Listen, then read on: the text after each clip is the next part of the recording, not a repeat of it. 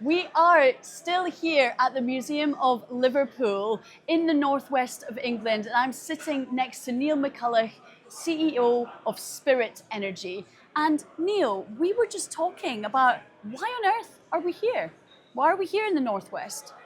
So I think we're here in Net Zero Central, aren't we? That not everyone realises the role that the northwest of England has played, for many decades, and can play for many decades in the future. Our business has been active in the northwest for almost 50 years, providing primary energy security, clean burning gas that helped us wean ourselves off coal as a nation.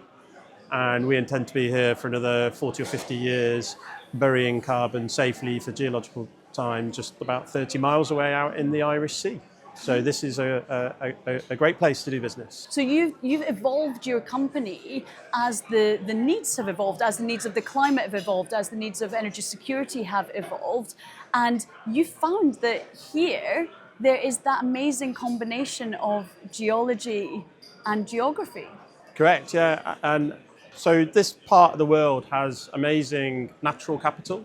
So as you said, geology that can safely store carbon dioxide, but also geology nearby that produces mineral products. And pairing those geologies together allows us in the future, for example, to make carbon-free cement, which can be employed in the industrial strategy that we've just heard about. Geography, we're in a coastal area of the United Kingdom with great connectivity to the rest of the UK, Europe and beyond.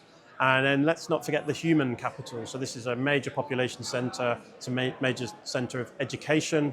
A lot of institutions are based in this part of the world. And so you think of those blessings in terms of geology, geography and human capital. And that's the recipe for Net Zero Central. And so tell us specifically about the exciting projects that you've got going on over here. So we operate some fields in the Irish Sea.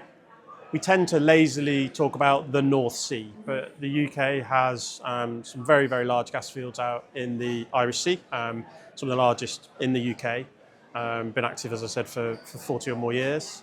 And we want to repurpose that geology. So, as I say, it's done about 20% of, it was 20% of the UK's gas production in the past, much less today.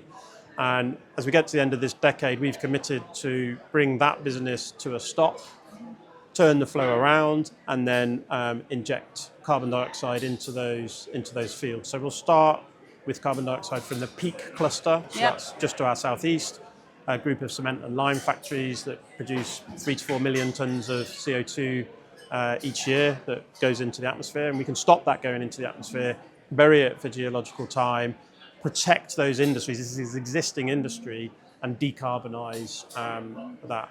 And I think it's worth pointing out, that in itself is a circular economy. So we'll be able to make that cement and concrete carbon free. And then when you think what the government's announced in recent times, they want to build 2 million homes. Think about those 2 million homes being built with carbon free cement.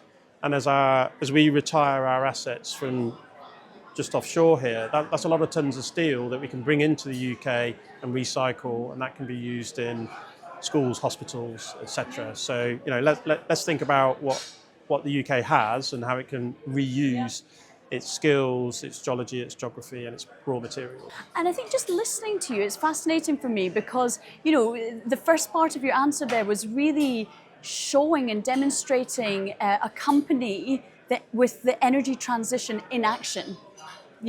Really the energy transition in action. And that's where the skills and, assets that we've had in the past in a fossil fuel economy are being turned around to power a net zero economy. But the other thing that you mentioned, which is very interesting given the government's recent industrial strategy, is that reuse? Because we know that these primary materials, such as steel coming in, from the North Sea, critical minerals, we need a way of in our own nation, being able to repurpose and reuse those. And it really vastly improves our resilience, doesn't it?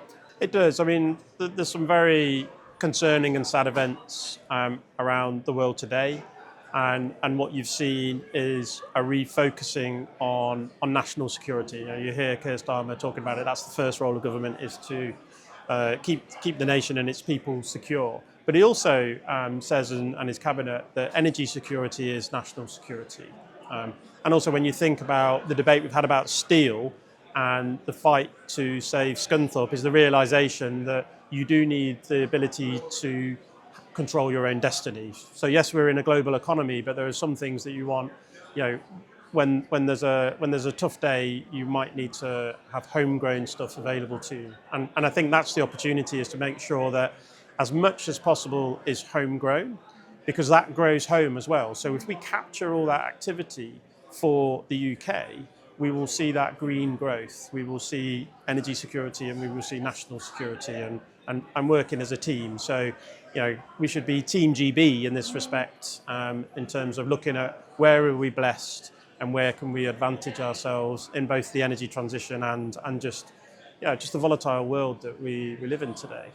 Well, homegrown grows home. I can't think of a better point to end our conversation on. Neil Mcculloch, thank you very much. Thanks, Seppi.